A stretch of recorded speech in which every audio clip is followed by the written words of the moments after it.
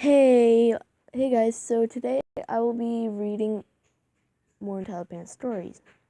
Entilted Parent calling us racist for not doing what they wanted. This happened about 9 years ago. At the time, I used 2 walking sticks, and my sister was on crutches after breaking her leg. We were walking on a pavement next to a busy road, and there was enough room for us to walk side by side.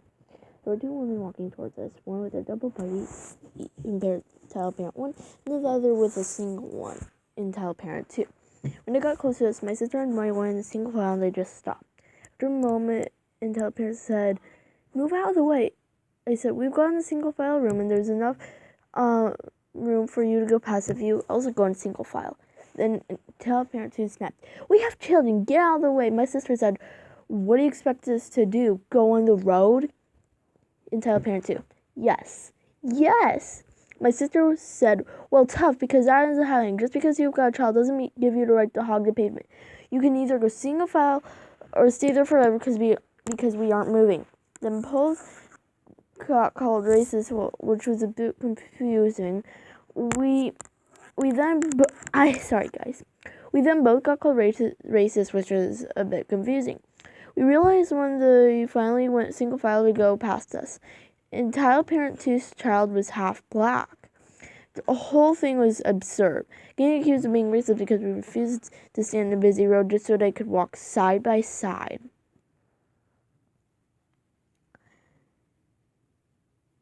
Why won't this close?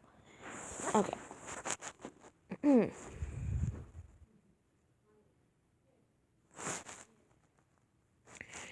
Entilted Parent demands kids use expired vitamins. Entilted Kid's body slams my friend. Iki, Entilted Kid. Me, counselor, can't counsel. This happened a couple months ago when me and my friends went to a local summer camp up in the mountains near where I live. Me and my friends each had to drive a couple of hours to get to have what we thought would be an amazing week full of fun. While I still had a good time, not all went perfect.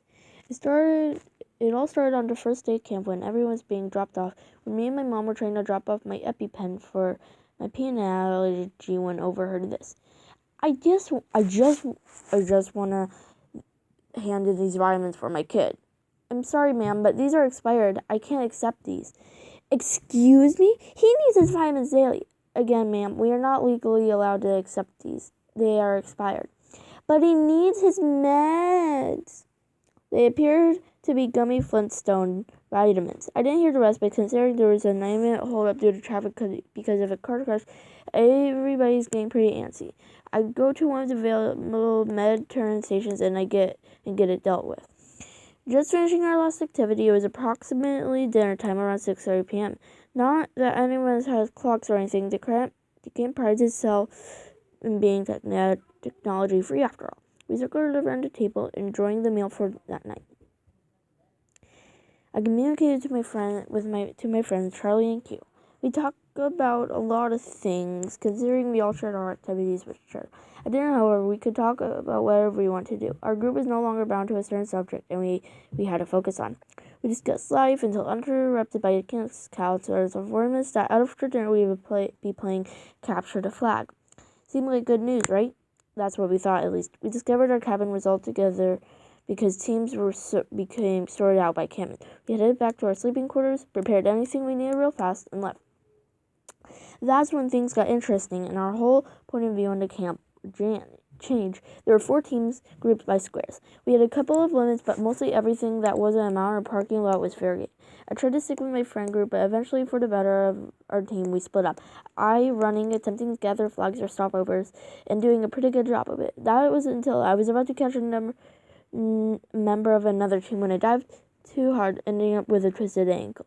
Barely being able to walk, but little did I know, that was the least of my friend group's problems, which I would soon figure out. I get up, limping on my way to find the others. That's when I find Q. Hold on. That's weird. "Hey bro, how's this going?" I greet him with, "Not great," he responds, sounding very unenthused. "Yikes, what happened?" I questioned concerningly. "I got body slammed by EK," he responded. "Excuse me? Okay, we need to go find Charlie and get you to a nurse." Quite a bit of time goes by, and we return from the nurse by then. The game is over, so we return to our cabins.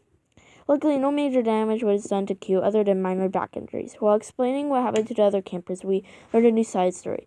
Apparently, EK is notorious at this camp for being basically a menace. In fact, before we came, he was in our cabin and got kicked out into OAC, Outdoor Adventure Campers, for breaking a window.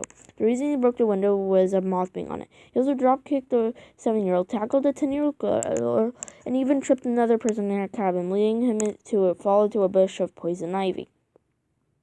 Anyways, we kept enjoying camp for the rest of it, and it all took us back as a positive experience.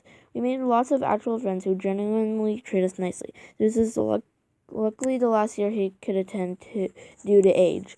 However, I do believe they should kick him out permanently. They should have kicked him out permanently a long time ago.